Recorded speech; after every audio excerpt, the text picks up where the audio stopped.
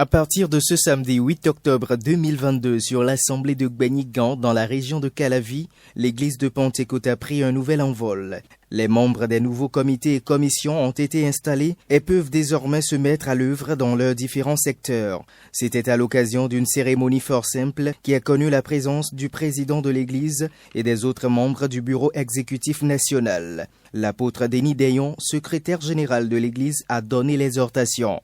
C'est un ensemble de 12 comités et commissions qui travaillent en lien avec les responsables de l'Église afin d'impacter non seulement les fidèles, mais aussi et surtout les non-croyants. La cellule de communication travaillera à concevoir et mettre en œuvre la politique communicationnelle de l'Église de Pentecôte. La communication aujourd'hui est un élément essentiel dans la visibilité et dans l'impact. La communication va travailler à rendre très visible l'Église. C'est aussi un outil d'évangélisation parce qu'on ne sera plus limité seulement à nos murs, à nos chapelles, mais on peut aller au-delà de nos murs, toucher davantage de personnes. Dans sa stratégie holistique, l'Église a mis en place des comités et commissions dont les actions toucheront directement les populations à la base.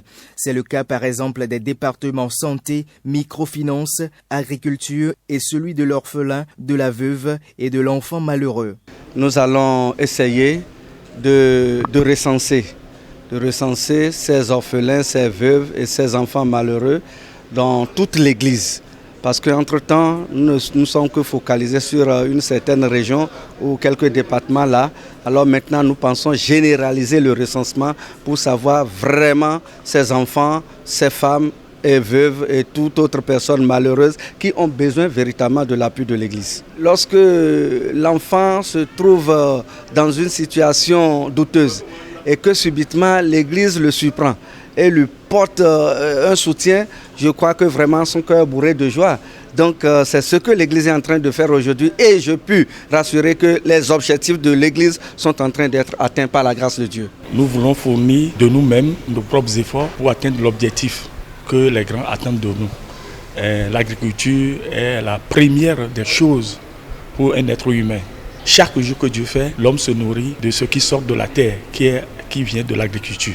Partout où l'Église a des terrains, nous allons tout faire pour les mettre en valeur, pour pouvoir booster l'économie de l'Église. La cérémonie de ce samedi vient une fois encore prouver combien chacun à son niveau, du fidèle au dirigeant, doit s'équiper comme une armée pour posséder les nations, lesquelles ont aussi besoin de la formation et de l'instruction.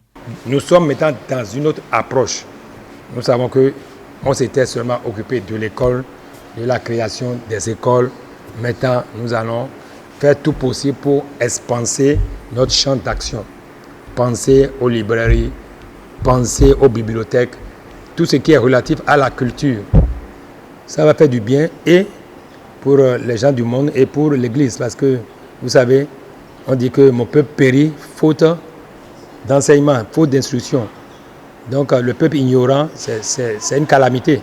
Au sommet de l'Église, tout le monde est acquis à la cause et on attend de bons résultats. Nos attentes vis-à-vis de chaque groupe, c'est que la tâche que le Seigneur leur a confiée soit réalisée pour que l'Église puisse aller de l'avant dans les divers domaines dans lesquels ils auront à intervenir. C'est le moment ici, au nom de tous les comités, de vous rassurer, de vous donner confiance que vous ne serez pas déçus. Le choix que vous avez porté sur nous, je suis convaincu qu'avec l'aide du Saint-Esprit, avec la grâce de Dieu, nous allons ensemble relever le défi qui est devant nous.